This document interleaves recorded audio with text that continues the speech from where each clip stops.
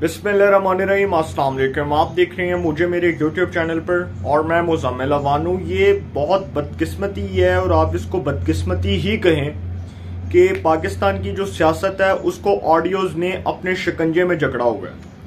हम जब भी बात करते हैं, कोई भी नई बात करते हैं, नवा कट्टा खुल जाता है कि जी आज हिंदी ऑडियो आ गई, आज इसकी ऑडियो आ गई। मैं तो खुद सर पकड़ के बैठ गया जब मैंने साकिब निसार साहब की ऑडियो सुनी। और वो जो मौसूफ है, मैं वैसे हैरान हूँ कि ख्वाजा तारिक रहीम साहब जो साबिक गवर्नर पंजाब रहे, जिनसे मुतल्लिक मैंने अपने व्लॉग में भी जिक्र किया, 1 से 2 व्लॉग जो मैंने इससे पहले किए थे, उसमें जब मैंने इनका जिक्र किया था, जब इनकी अहलिया राफिया तारिक साहिबा और उमर अता बंदयाल साहब जो चीफ जस्टिस ऑफ पाकिस्तान है, उनकी सास महाजबीन नून, जब इन 2 खवातीन की ऑडियो लीक हुई थी, तो उसमें मैंने बताया था कि ख्वाजा तारिक रहीम साहब जो इमरान खान साहब के वकील हैं, जो इमरान खान साहब की वकालत करते हैं, जो माजी में कभी गवर्नर पंजाब हुआ करते थे, वो मौसूफ जो हैं वो किस तरह से अदलिया के सिस्टम को हाईजैक करने की कोशिश करते हैं और वो किस तरह से सरअंदाज होते हैं। और सर, उनके हाथ जितने बड़े हैं, जितने गहरे उनके तल्लुकात हैं और जितनी उनकी अप्रोच है, मैं समझता हूं कि नवाज शरीफ साहब और नवाज शरीफ साहब के जो वकील हैं या जितने भी हमारे जो दीगर कानूनी माहिरीन हैं, वो जितने भी एड़ी चोटी के माहिरीन हैं, वो इनके सामने कुछ भी नहीं। आप देख लें ना, ख्वाजा तारिक रहीम साहब जो हैं वो उनका एक फोन जाता है और फैसला ऐसे चुटकी में हो जाता है। ख्वाजा तारिक रहीम साहब जो हैं वो इतने ताकतवर हैं, शायद पता नहीं उनको किसी की पुष्टपनाही हासिल है। मुझे जो लग रहा है कि वो मौसूफ जो हैं, इससे पहले भी उनकी एक ऑडियो लीक हुई, रमजानुल मुबारक का जो महीना था उससे कुछ दिन पहले, जब वो साकिब निसार साहब के साथ बात कर रहे थे, तो उसमें भी जो मौसूफ फरमा रहे थे वो भी आपने ऑडियो सुनी। तो अब ये जो ऑडियो लीक हुई है, इसमें गुफ्तगू क्या है, इस ऑडियो का ट्रांसक्रिप्ट क्या है, इसमें क्या गुफ्तगू मुलाजा फरमाई जा रही है, इसके ऊपर बात करता हूं। लेकिन आपको एक बात बता दूं कि इस पाकिस्तान के अदालती सिस्टम को जो बड़ी बुरी तरह हाईजैक किया साकिब निसार ने अपने दौर में, जिस तरह से उसने जुडिशल एक्टिविज्म की, जिस तरह से उसने जुडिशल मार्शल लॉ लगाया, सर उसके असरात हम आने वाले सालों तक भुगत रहे हैं। 2019 तक साकिब निसार साहब इस अदालती उज़्मा के चीफ जस्टिस रहे। 2019 जनवरी में वो रिटायर हुए।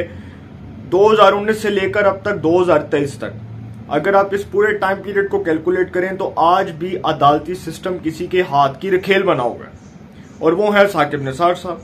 साकिब निसार साहब ने जिस तरह से पाकिस्तान के अदालती सिस्टम को हाईजैक किया, जुडिशल मार्शल लॉ लगाया, जुडिशल एक्टिविज्म को अरूज पर लाए, और पाकिस्तान में लोगों का अदालत से एतबार जो उठा, उसमें साकिब निसार साहब एक मरकजी किरदार है। नवाज शरीफ को सजाएं देने से लेकर अब तक का जो पूरा अदालती प्रोसीजर है, उसके ऊपर जो उंगलियां उठती हैं, उसमें साकिब निसार साहब का रोल है, इसको कोई माने या ना माने।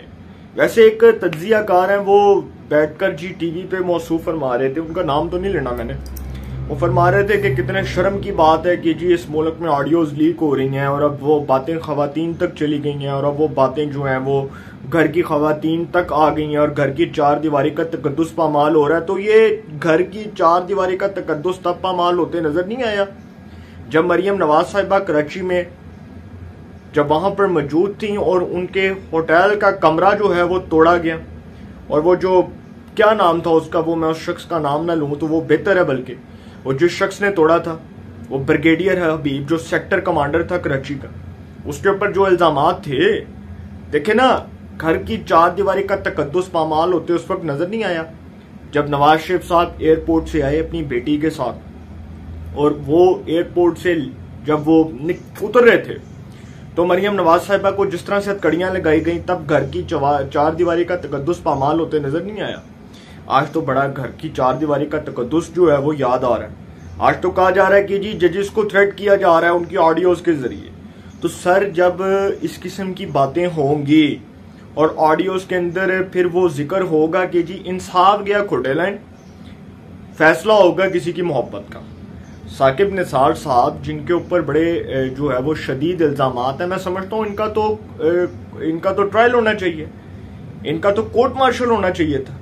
अगर ये किसी अफवाज पाकिस्तान के किसी सीनियर रैंक के ऑफिसर होते ना, तो आज इनके ऊपर जो इल्जामात लगे हैं इसके ऊपर बड़ी सख्त इंक्वायरी हो सकती थी। साकिब निसार साहब गुफ्तगू क्या फरमा रहे हैं इसके ऊपर आते हैं जी। ये जो गुफ्तगू फरमाई जा रही है इमरान खान साहब के वकील ख्वाजा तारिक रहीम साहब के साथ, एक बात मैं आपको कर दूं, इस गुफ्तगू के बाद ये बात क्लियर हो गई है कि साकिब निसार साहब पीटीआई के सहूलतकार बनकर काम कर रहे हैं। ये बात तो क्लियर हो गई है। अब अगर ये कोई तज्जियाकार कहता है कि जी नहीं जी ये भी झूठ है, ये भी फ्रॉड है, तो सर आपके पास पाकिस्तान में जदीद किस्म की लैब्स हैं, आप कहीं से भी इसका फ्रांजिक करवा लें, आप किसी भी लैब से इसका फ्रांजिक करवा लें और इसकी तहकीकात करवा लें, दूध का दूध और पानी का पानी हो जाएगा और आपको पता चल जाएगा इसके पीछे वो कौन से लोग हैं। और ये भी पता चल जाएगा, इस ऑडियो की हकीकत का भी पता चल जाएगा कि 95 से 96% नहीं बल्कि 100% ये सच्ची साबित होगी। अब इस ऑडियो के अंदर गुफ्तगू क्या हो रही है वो मैं आपको बताता हूँ। साकिब निसार साहब, अच्छा ख्वाजा साहब एक चीज तो अर्ज करना चाहना सा ख्वाजा तारिक, हाँ साकिब निसार एक जजमेंट जड़ी वो जरूर देख लेना, 7 मेंबर जजमेंट ख्वाजा तारिक केड़ी जी साकिब निसार जी, ये अपना 100 मोटो है नंबर 4 ऑफ 2010 रिपोर्टेड है सर है 7 member judgement 2012 Supreme Court page 553 होते ख्वाजा तारिक। अच्छा जी साकिब निसार, ठीक है ना ख्वाजा तारिक, ठीक है ना ख्वाजा तारिक जी, मैं देख लेना। साकिब निसार, ਜਿਹੜਾ भी वकील ਤੁਹਾਡਾ कर रहा है जरा देख लेना, ਇਹਦੇ ਚ ਹੈਗਾ भाई, अगर चलो बहरहाल तुसी ਉਹ पढ़ोगे तो ਤੁਹਾਨੂੰ लग पता जाएगा। ख्वाजा तारिक, मैं पढ़ लैसा, मैं वो भी देख लीती है जी 7 मैंबर जजमेंट ਜਿਹਦੇ ਚ ਉਹਨਾਂ ਕਿਹਾ है जी जज साहब ਦਾ एक्ट नहीं बनता, ਉਹਦਾ ਜਿਹੜਾ ਤੁਸੀਂ अगर जरा गौर नाल पढ़ो तो ਜਿਹੜਾ इच क्लॉज नंबर 3 हाई note to chief justice Saqib Nisar ji ji Khawaja Tariq उथे उन्होंने रास्ता भी दिता होया है, देख लेना जरा साकिब निसार जी। सर मैं देखा है ओही ते तुहाडे कोल वे आउट है ख्वाजा तारिक, ओ वे आउट साकिब निसार ओ वे आउट है साडे कोल, होर ते केस ही नहीं बनता सी ख्वाजा तारिक, हाँ जी बिल्कुल ठीक है, मैं ए भी देख लेता है साकिब निसार। और दूसरा ख्वाजा साहब अगर कोई बंदा तैयार होए ਤੁਹਾਡਾ मुनीर अहमद खान वाला भी इस्तेमाल कर लो, कंटेम्प्ट ऑफ कोर्ट का बिल्कुल क्लियर केस है, वो मौसूफ फरमा रहे हैं कंटेम्प्ट ऑफ कोर्ट तो हीने अदालत का बिल्कुल क्लियर केस है। फिर वो आगे से ख्वाजा तारिक साहब कहते हैं वो भी हो गई है, वो भी हो रही है साकिब निसार। कल जो कुछ होया आजाद जम्मू कश्मीर ओदे बाद ते कोई Khawaja Tariq we are just waiting for, उन्हें ऑर्डर कर देते हैं 3 मेंबर बेंच, शायद अनदर हाफ एन आवर और 1 hour, and we are filing a contempt application file हो रही है साकिब निसार। चलें ठीक है, thank you sir, thank you sir. अब आप इस ऑडियो के अंदर मुलाजा फरमाएं गुफ्तगू, तो आपको शायद अभी तक तो ना पता चले कि मैं क्या बातें करता रहा हूँ, लेकिन इसमें बेसिकली कंटेम्प्ट ऑफ कोर्ट तो हीने अदालत की बात हो रही है, क्योंकि साकिब निसार साहब के दौर में नवाज शरीफ को नाअहल करार दिया गया। और मौसूफ फरमा रहे हैं कि इस ऑडियो के अंदर वो बेसिकली जिक्र कर रहे हैं, उनका जो इशारा है वो वज़ीर आज़म शहबाज शरीफ साहब की तरफ है कि इनको तो हीने अदालत में फुड़का दिया जाए, इनको इनकी जो बत्ती है ना वो बुझा दी जाए, इनको किसी तरह डिस्क्वालीफाई करार दे दिया जाए। अब ये जो ऑडियो है, इस ऑडियो के अंदर साकिब निसार साहब बेसिकली कहना चाह रहे हैं कि वज़ीर आज़म शहबाज शरीफ साहब के खिलाफ तो इन अदालत की कार्रवाई का रास्ता खुल सकता है। फलां सफ़े का वो वाला दे रहे हैं, बता रहे हैं कि जी फलां जजमेंट है, क्लॉज नंबर 3 7 मेंबर जजमेंट 2012 2010 जिस चीज़ का भी वो हवाला दे रहे हैं। आपने इसको बड़ी तफसील के साथ सुन लिया, और अगर आप इस ऑडियो को, इसके ट्रांसक्रिप्ट को पूरा बड़ी डिटेल के साथ सुनेंगे तो आपको मेरे जो है वो अल्फाज से बेहतर समझ आ सकती है और पता चल सकता है कि इस ऑडियो के अंदर गुफ्तगू क्या मुलाजा फरमाई जा रही है। अब ये जो साकिब निसार साहब हैं, इनकी कोई पहली ऑडियो नहीं आई, इससे पहले 2021 में आई थी, जिसमें वो कहते थे कि जी नवाज शरीफ और मरियम को हर सूरत सजा देनी है। और आपको पता ना वो इस्लामाबाद हाई कोर्ट के एक जज थे जस्टिस शौकत अजीज सदीकी, जिनको इस बुनियाद पर निकाल दिया गया कि उन्होंने जब भरी महफिल में ये बात कही कि फैज़ हमीद ने मुझे कहा है कि मरियम और नवाज शरीफ को फ़र्क कर दो और इनको सजा दे दो, इनको ठोक दो। तो जब उन्होंने इन चीज़ों का इंकशाफ किया तो उस वक्त के मौसूफ चीफ जस्टिस थे साकिब निसार साहब। तो साकिब निसार साहब ने सर जिस तरह से अदलिया की तारीख को दागदार किया, पाकिस्तान में अदालती सिस्टम को हाईजैक किया, उसको मफलूज किया, उसको अपने हाथ की रखेल बनाया। आज आप देख लें कि साकिब निसार साहब की जो करतूत हैं, जो उनकी कारस्तानियां हैं, वो सारी मीडिया के सामने एक्सपोज हो रही हैं। और ये जो इमरान खान साहब के वकील हैं, ये तो मोरा बन के देखे ना, मोरे ही हुए ना, कि बेसिकली सारा किरदार तो साकिब निसार साहब का है। और इसका मतलब कि वो जितने भी फैसले हुए नवाज शरीफ की नाहली से लेकर अब तक इन हुक्मरानों के खिलाफ, जब तक ये ऑपोजिशन में थे, जब तक ये गवर्नमेंट में आए, उन तमाम फैसलों को रिव्यू करने की जरूरत है। और आगे जाकर इस हुकूमत के ऊपर भी बात करता हूँ कि ये हुकूमत के जो 2 वज़रा हैं, उन्होंने किस किस्म की बात की कि उस बात के ऊपर लोगों को भी हंसी आ रही होगी। और वैसे सर एक चीज़ है कि आप सबको शायद याद होगा कि नवाज शरीफ को और गिलानी को डिस्क्वालीफाई किया गया। गिलानी साहब को till the rising of the court कहकर, उसका बहाना बनाकर उनको अदालती बर्खास्त कह के जी उनको 5 साल के लिए नाअहल करार दे दिया गया। नवाज शरीफ साहब को जी पैनमा के केस में 5 साल ताहयात नाअहल करार दे दिया गया। तो जब नवाज शरीफ की जमात मुस्लिम लीग नून और मोहतरमा शहीद बेनजीर भुट्टो साहिबा की जमात पाकिस्तान पीपल्स पार्टी ने 2007 में मिसाक जमहूरियत किया, चार्टर ऑफ डेमोक्रेसी किया, सिर्फ इसलिए कि एक डिक्टेटर को उसके रास्ते से हटाना था और वो डिक्टेटर गैर आईनी तरीके से इक्तदार पर काबिज था। उसका नाम था जनरल रिटायर्ड परवेज मुशर्रफ, अल्लाह ताला उसके दर्जात बुलंद फरमाए। उस परवेज मुशर्रफ को हटाने के लिए मिसाक जमहूरियत हुआ। मैं बताता हूं आपको कि सर ये कहानी खुली कहां से और इन अदालतों के कुछ लोगों को कैसे इस्तेमाल किया गया। अब ये गुस्सा लगेगा किसी को, लेकिन जो हकीकत है वो अब आपने सुननी है, बड़े डिटेल से सुननी है। मैं आपके सामने कुछ चीजें बयान करने जा रहा हूँ। नवाज शरीफ साहब और मोहतरमा शहीद बेनजीर भुट्टो साहिबा की जो जमात है, जब उन्होंने आपस में चार्टर ऑफ डेमोक्रेसी के ऊपर सिग्नेचर्स किए, साइन किए, तो उसका मकसद सिर्फ एक ही था कि परवेज मुशर्रफ को उसके रास्ते से हटाना था, जो गैर आईनी तौर पर इक्तदार पर काबिज था। उसको हटा दिया गया।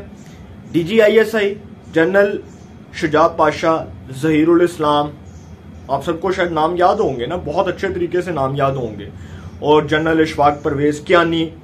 तो सर उस वक्त की जो पाकिस्तान की सिक्योरिटी इस्टेब्लिशमेंट थी, उसने जब पाकिस्तान पीपल्स पार्टी की हुकूमत बनी तो उसने देखा कि पाकिस्तान पीपल्स पार्टी जो है वो बहुत मजबूत हो गई है। वो 18वीं तरमीम के ऊपर जो बातें हो रही थी, फिर उन्होंने देखा कि बड़ा कुछ उनके हाथ में आ गया है। तो वो करते करते करते करते उन्होंने क्या किया, उन्होंने कहा कि जी अब इनकी जो है ना वो बैंड बजानी है। तो बैंड कैसे बजाई गई कि पहले तो गिलानी को उठाकर उसको डिस्क्वालीफाई करवाया गया इफ्तिखार चौधरी के जरिए। और वो किसका प्रेशर था, ये किसी एक सहाफ़ी हैं, उनकी किताब उठा कर देखिएगा, उसमें इस चीज़ का हवाला दिया गया है कि ये गिलानी साहब को डिस्क्वालीफाई जो करवाया गया था, ये इफ्तिखार चौधरी साहब के ऊपर उस वक्त की पाकिस्तान की मिलिट्री एस्टैब्लिशमेंट का दबाव था कि इनको फारग करवाने। उनको फारग करवा दिया गया। नवाज शरीफ साहब की हुकूमत बनी 2013 में। उनको क्यों फारग करवाया गया? उनको भी इसी बुनियाद पर कि वो जी 2/3 मेजॉरिटी लेकर आए। 2014 में ही उनके खिलाफ वो सारा कुछ स्टार्ट हो गया, वो साजिशें। वो जहीरुल इस्लाम साहब जो उस वक्त DGISI थे, वो सबको पता था, डायरेक्टली इन्वॉल्व थे पाकिस्तान की पॉलिटिक्स में। और शुजाब पाशा जिसने तहरीक इंसाफ को लॉन्च किया 2011 में, तो सर ये वो किरदार थे। तो इन्होंने गुस्सा बेसिकली इस बात का निकाला, नवाज शरीफ और गिलानी को निकाल करके हमारे ही मुशर्रफ को इन्होंने निकाला। और गुस्सा लगा ना सर, देखें मुशर्रफ तो उनकी बाकियात में था, तो मुशर्रफ को निकालने का जो वाहिद हल था वो मिसाक जमहूरियत था।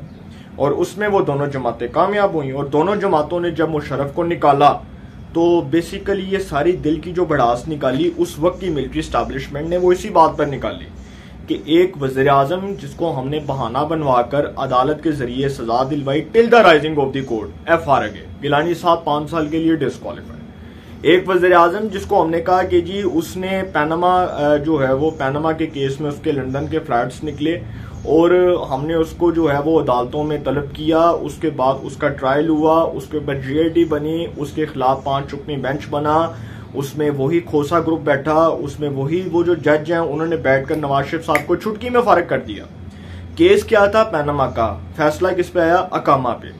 अब सर आप अंदाजा लगाएं कि उस वक्त के जो साकिब निसार साहब थे उनके वाले से एक हमारे कॉलम निगार हैं, बड़े मायनाज कॉलम नवीस हैं, बिलाल गौरी साहब, जो जंग न्यूज में कॉलम भी लिखते हैं। उन्होंने अपने कॉलम में इस बात का तस्करा किया, मैं उनके कॉलम का हवाला दे रहा हूँ। उन्होंने अपने कॉलम में लिखा कि साकिब निसार उस वक्त की पाकिस्तान की मिलिट्री एस्टैब्लिशमेंट का मोहरा था और उसको इस्तेमाल किया जा रहा था। अब इसमें कोई शक नहीं है।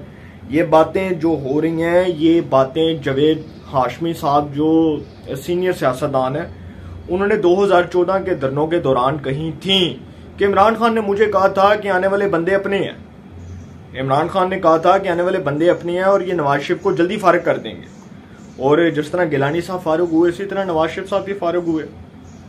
तो बेसिकली हमें तो पाकिस्तान की तरक्की के लिए काम करने वाले जो लोग हैं वो हजम नहीं हो रहे थे, और हमें वो लोग बर्दाश्त नहीं हो रहे थे हमसे जो पाकिस्तान की तरक्की के लिए दिन रात काम कर रहे थे। और मैं कोई नवाज शरीफ से पैसे लेकर या नवाज शरीफ से रोटी लेकर जो है वो मैं अपना घर नहीं चला रहा। मैं जो बात कर रहा हूँ वो टू द पॉइंट कर रहा हूँ, वैलिड बात कर रहा हूँ। हमारे घर में किसी ने दाने नहीं डालने, ना नवाज शरीफ ने डालने हैं, ना जरदारी साहब ने डालने, ना इमरान खान ने डालने हैं। लेकिन जो बात सच है, टू द पॉइंट है, वो बात होनी चाहिए। ये पाकिस्तान का बेड़ा गर्क करते करते कुछ लोगों ने अपने इदारों का हुलिया बिगाड़ दिया। और ये जो ऑडियो है जिसमें साकिब निसार साहब मौसूफ बातें कर रहे थे, ये ऑडियो बेसिकली उनके अपने खिलाफ, उनके अपने किरदार और अपनी शख्सियत के खिलाफ चार्जशीट है जिसमें ये बातें हुई हैं। अब अगर इन बातों को वो डिनाई करते हैं तो सर फिर बड़ी बेवकूफ़ी है, बड़ी हमाकत है। तो लिहाजा जी हुकूमत जो है उसके मौक़िफ़ की तरफ आते हैं। हुकूमत के दो वज़रा ने प्रेस कॉन्फ्रेंस की, आज़म नज़ीर तारड़ और मलिक अहमद खान साहब ने। दोनों बड़े मायनाज, बड़े कॉम्पिटेंट वज़रा हैं, बड़े इंटेलिजेंट, बड़े ब्रिलियंट किस्म की शख्सियात हैं। और दोनों फरमा रहे हैं कि जी चीफ जस्टिस साहब साकिब निसार की ऑडियो पर 100 मोटो लें। सर ये पाकिस्तान की तारीख का, सियासी तारीख का अब तक का सबसे बड़ा लतीफ़ा मेरी नज़र में, कि वो कह रहे हैं कि उमर अता बंदयाल साहब इसके ऊपर 100 मोटो लें, अस खुद नोटिस लें। अब आप अंदाज़ा लगाएं कि ये हुकूमत अपने इख्तियारात इस्तेमाल करने से भी गई। ये हुकूमत के पास पार्लियामेंट में इख्तियार है, ये पार्लियामेंट में जाएं, वहां पर जाकर एक कमेटी बनाएं, उस कमेटी के सामने जो है वो उस कमेटी की सिफारिशात के ऊपर बात करें। ये हुकूमत जो है उसके पास सबसे बेस्ट ऑप्शन ये है कि एक फैक्ट फाइंडिंग कमेटी बना दें, उस फैक्ट फाइंडिंग कमेटी के मेंबर्स का ऐलान कर दें, उसका तयन कर दें, वो अपनी रिपोर्ट पेश करे, वो अपनी फैक्ट फाइंडिंग रिपोर्ट पेश करेगी। उस फैक्ट फाइंडिंग रिपोर्ट के मुताबिक जो इंक्वायरी होगी उसमें साकिब निसार साहब को बुलाया जाए और उनका ट्रायल किया जाए। इससे बढ़कर तो कुछ भी नहीं हो सकता। लेकिन नहीं सर, साकिब निसार साहब का ट्रायल कैसे होगा? आप अंदाजा लगाए ना। जो लोग ये बात कर रहे थे कि जी बाजवा और फैज़ मीर का भी ट्रायल होगा, तो सर कभी भी नहीं होगा। पाकिस्तान में परवेज मुशर्रफ साहब के फैसले की मिसाल आपके सामने मौजूद है, उसकी नज़ीर मौजूद है, उसमें कुछ नहीं हुआ। तो फिर बाजवा, फैज़ मीर और साकिब निसार तो बाएं हाथ का खेल है, उनको तो कुछ भी नहीं कोई कह सकता। तो साकिब निसार साहब जो हैं जी, उन्होंने अपनी ऑडियो के ऊपर रद्द-ए-अमल दिया और उन्होंने कहा कि ख्वाजा तारिक से प्राइवेट गुफ्तगू हुई, राइट टू प्राइवेसी के खिलाफ है कि जी ये मेरी ऑडियो लीक हुई है। 2 अफराद की गुफ्तगू ऐसे उछाली गई जैसे मैंने कोई बहुत बड़ा जुर्म कर दिया। मैंने कौन सा कश्मीर बेचा है और मैंने कौन सा पाकिस्तान का सौदा किया है? मुझे नहीं याद कि ख्वाजा तारिक से किस केस पर और कब बात की। ऑडियो लीक चोरी का माल है, चोरी करना और माल बेचना, आगे गाली देके कह रहे हैं उनका काम है। अब सर ये साकिब निसार साहब तो अपनी हठधर्मी पर, अपनी जिद पर और अपनी अना पर आए हुए हैं। लेकिन सवाल ये बनता है कि ये जो हुकूमत है, इसके पास जो इख्तियारात हैं, क्या वो सिर्फ बातों तक महदूद है? ये हुकूमत अपने इख्तियारात इस्तेमाल करे, पार्लियामेंट में फैक्ट फाइंडिंग कमेटी बनाए, उस फैक्ट फाइंडिंग कमेटी की रिपोर्ट आए, वो रिपोर्ट के मुताबिक साकिब निसार साहब का ट्रायल शुरू किया जाए, गल खत्म। बस इतनी सी बात है। अगर ये हुकूमत ये भी नहीं कर सकती तो सर फिर सॉरी टू से ये हुकूमत अपने इख्तियारात में, मैं समझता हूँ कि फिर इस हुकूमत के पास कोई इख्तियार नहीं है। मैं ये समझता हूँ ये जो प्रेस कॉन्फ्रेंस कर रहे हैं वो वज़रा दो, ये इनसे कोई पूछे कि आप किस बंदे से मुतालबा कर रहे हैं, चीफ जस्टिस ऑफ पाकिस्तान से। फिर आप मौका दे रहे हैं अदालत को कि जी अदालत पॉलिटिकल हो जाए, फिर अदालत कहेगी कि जी सियासी मुकदमा तो आप खुद लेकर आए अदालतों में। तो आपके पास जब एक बेहतरीन फोरम है पार्लियामेंट, आप उसमें जाएं, आप उसमें जाकर एक फैक्ट फाइंडिंग कमेटी बनाएं, पूरे पार्लियामेंटेरियंस को इत्तेमाद में लें, पूरा हाउस जो है, अपर हाउस, सेनेट में जाएं, सेनेट ऑफ पाकिस्तान जो फेडरेशन की इलामत है, वफाक की इलामत है, वहां पर जाएं, कानून साजियां करें, इन लोगों के हाथ बांधें, ये जिन लोगों ने अपने दौर में अदलिया की तारीख को दागदार किया। इससे बेहतर तो ऑप्शन ही कोई नहीं है। लेकिन ये हुकूमत को समझाए तो कौन समझाए? अगर समझ आ जाए तो बड़ी बात है, ना आए तो फिर अल्लाह जो है वो इस हुकूमत का जो है वो इस हुकूमत पे रहम फरमाए। अल्लाह ही बचा सकता है हमें इन चीज़ों से। बाकी जी मैंने आपके सामने तमाम तफसीलात रख दी हैं और आपने भी सुन ली हैं।